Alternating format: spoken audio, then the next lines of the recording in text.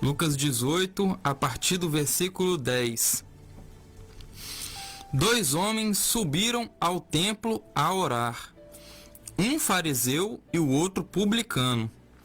O fariseu, estando em pé, orava consigo desta maneira: Ó Deus, graças te dou, porque não sou como os demais homens, roubadores, injustos e adúlteros, nem ainda sou como este publicano.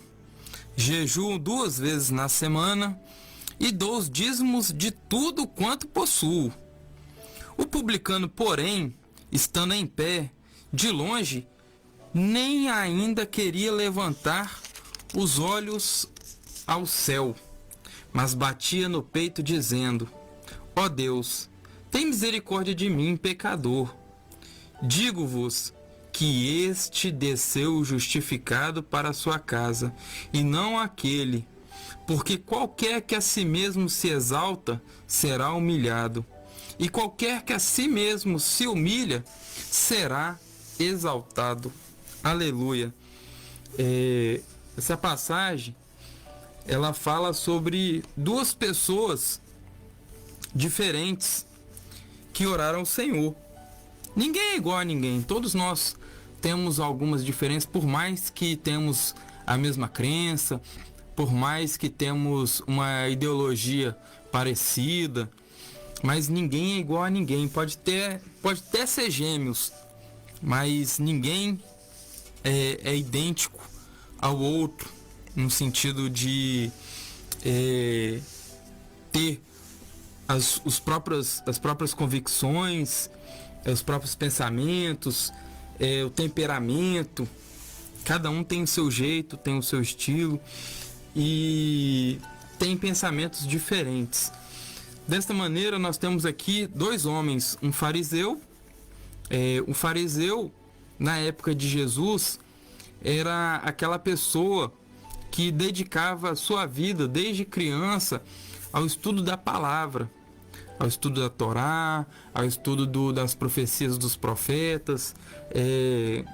Ele era dedicado somente à casa do Senhor. Ele trabalhava ali no templo. Alguns eram rabinos, que eram os professores. Alguns eram... tinham os levitas que cantavam, os levitas que faziam a limpeza, os levitas que auxiliavam nas tarefas do sacrifício. Então os levitas, eles tinham várias funções, e tinha também os sacerdotes, que o sumo sacerdote, ele tinha que ser da descendência de Arão, que também era levita. E o fariseu, como eu disse, ele era a pessoa dedicada ao templo. Deus, quando mandou Moisés separar a terra, já deixar separadinha a terra, para quando o povo de Israel entrasse em Canaã, ele disse bem assim: os levitas não terão parte na terra, porque eu sou herança dos levitas. Então, os levitas, eles eram já desde nascença dedicados ao Senhor. E os fariseus eram homens que já desde criança já eram dedicados ali ao templo. Nós temos aí um exemplo aí de Samuel. Ana era estéril, e quando ela vai fazer ali a oração dela, ela vai falar para o Senhor assim: Senhor, se eu tiver um filho, o meu filho vai ser seu, e eu vou entregar ele, e ele vai ser seu servo desde criança, vai ser nazireu. E aí Samuel, quando é desmamado, é entregue ao templo para poder servir ao Senhor no templo. E aí os fariseus, eles tinham essa cultura de serem crianças entregues para trabalhar na casa do Senhor. E por ser criado na casa do Senhor, eles tinham por pensamento que eles eram melhores que os outros. Eles, pelo fato deles conhecerem bem a Bíblia da época, né? Os fariseus, dominavam ela de Gênesis a Malaquias. E aí, eles achavam que pelo fato deles terem todo esse conhecimento, por jejuar, por entregar dízimo, por nunca faltar um culto, por estar sempre ali no serviço ali, eles falavam assim: eu sou assim, eu sou assado.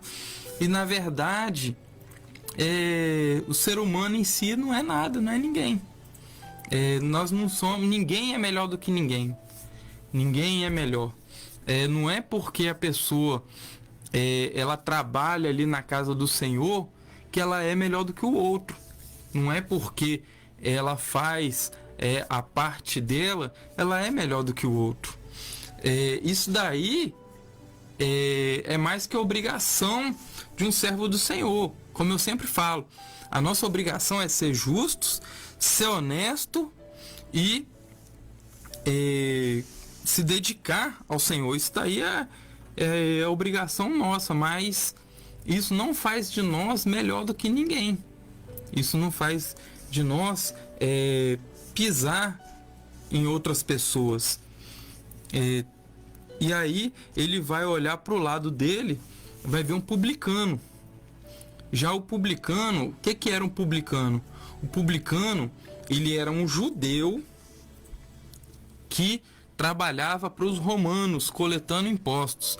Os publicanos eram considerados traidores da nação, porque os inimigos, os romanos, que dominavam Roma na época de Jesus, eles pegavam judeus que conheciam bem a população e que eram bons de cálculo para poder coletar impostos.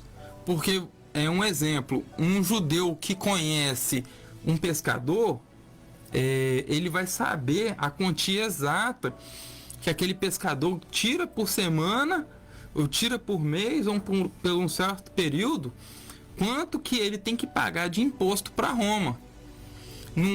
Não era mais vantagem pegar um romano e colocar ali do que pegar um próprio judeu que conhecia a cultura local para fazer essa coleta. Então eles pegavam um judeu e colocavam nessa posição. E aí os publicanos eram considerados traidores, porque eles faziam os cálculos para Roma de quanto cada pessoa tinha que entregar de imposto. Então eles eram olhados como traidores, como pecadores, e às vezes os impostos abusivos faziam com que eles olhavam para os publicanos como pessoas más, perversas, que tiravam o alimento da boca do próprio povo para poder entregar para Roma, porque Roma não perdoava. Se tinha um imposto para pagar, ou você pagava o imposto, ou você era preso, ou seus filhos eram tomados para ser escravos. Então, tinha um critério muito rígido com a coleta de impostos. E aí, quando esse fariseu olha para o publicano, ele vai falar assim: eu não sou igual a esse daí, não. Quantas das vezes nós, por sermos cristãos, ou por ter uma classe social um pouco mais elevada, olhamos para quem está numa posição aí, ou às vezes passamos na porta de um bar ou de algum lugar e olhamos para aquelas pessoas e falamos assim: ainda bem que eu não sou igual a essa pessoa, ainda bem que eu não sou igual a fulano, ainda bem que, graças a Deus, a gente tenta justificar a nossa posição como se nós fôssemos melhores, mas na verdade Jesus, ele comprou o pecado de todos. Ele comprou o pecado de todos. Às vezes aquela pessoa ali está escravizada ali pelo pecado, mas ela ainda não sabe, ou ela não consegue sair do pecado. E aí cabe a nós, que somos libertos, pregar para essas pessoas insistentemente. Jesus só manda a gente abandonar essas pessoas quando essas pessoas, elas falam bem assim, ó, eu não quero ouvir, eu não quero saber, eu não quero. Então aí Jesus vai dizer bem assim, então você vai limpar a poeira dos seus pés e segue sua vida. Mas enquanto essas pessoas não te expulsarem da presença delas, nós temos o dever de pregar. Jesus pode mudar a sua vida, Jesus pode mudar a sua situação. Aquele fariseu, ele tinha que chegar para o publicano e falar bem assim, ô meu irmão, nós somos irmãos de nação, nós dois somos israelitas, Deus ele tem coisa melhor para você do que isso, nem tudo na vida é dinheiro. Às vezes, talvez, se ele pregasse, se ele fizesse aquilo que ele foi chamado para fazer, talvez aquele publicano, na situação que ele estava ali amargurado, a Bíblia vai dizer que ele batia no peito e ele não tinha coragem de olhar para o céu. Ele só falava bem assim, Deus tem misericórdia de mim, porque eu sou um pecador. E aí Jesus vai dizer que ele, o publicano, desceu justificado, ou seja, naquele momento Deus perdoou ele. Mas se o fariseu tivesse chegado para ele e pregado naquele momento ali que ele estava no momento de arrependimento, talvez ele teria mudado de vida. Nós temos o exemplo aí, Mateus capítulo 9, vai dizer que Jesus passava pela alfândega e ele viu Mateus ali. Mateus, em alguns evangelistas vão dizer Levi. E aí Jesus vai chegar para ele e vai falar bem assim, me segue. Ele vai largar tudo ali, ó, a alfândega, ele vai largar ali e vai seguir Jesus. E o evangelho de Mateus é o evangelho assim mais detalhado sobre a vida de Jesus. Então, ao invés de nós julgarmos o próximo, ao invés de nós tentarmos justificar, não porque eu vou na igreja todos os dias de culto, eu jejuo, eu entrego meu dízimo, eu faço isso, eu faço aquilo. Ao invés de fazer isso, vamos agradecer por Jesus ter morrido por nós e vamos fazer a nossa parte, que é pregar o evangelho, chegar para o próximo e dizer bem assim, ó, Jesus está contigo, Jesus pode te tirar dessa situação, o Senhor tem o poder. Vamos orar pelo próximo, vamos ser mais acolhedor. Quando o nosso próximo tiver pecar ou errar, não estou falando para poder passar pano para ninguém, não. Vamos dizer para a pessoa, falar assim, ó, você errou, realmente você errou, mas o importante é o que você vai fazer daqui para frente. Você aprendeu com isso? Você quer sair dessa vida? Ah, mas eu não consigo largar o vício, eu não consigo. Então fica com Jesus até você conseguir. Vamos pegar junto, vamos orar junto, vamos ter esse pensamento, porque as nossas obras, elas não vão nos salvar. Isso aí, as obras são frutos do Espírito, as obras, elas são consequências de uma vida com Jesus, mas a salvação, ela vem através do sacrifício de Jesus. E o céu vai ser uma caixinha de surpresa, porque muitas pessoas que a gente acha que vai estar lá, não vão estar. E muitas das pessoas que a gente acha que não vão chegar nem perto, vão estar lá. Tem pessoas que fazem caridades anônimas e ninguém sabe. Ninguém sabe por quê. Como nós lemos na abertura do programa, nós lemos lá a oração em secreto, as ofertas em secreto. Então, Deus ele está olhando a intenção de cada um. Deus ele está olhando o coração de cada um, o que cada um pensa, se eu faço isso por interesse, se eu faço isso para poder me aparecer, porque como diz lá em Mateus 6, os fariseus eles faziam isso para aparecer, para ser olhado como pessoas cheias, né, do Espírito Santo, né? Eles olhavam para ele como as pessoas, aquilo ali era como se fosse um sinal de santidade. Nossa, olha como é que ele ora bonito. E aí esse engrandecimento próprio já é um galardão.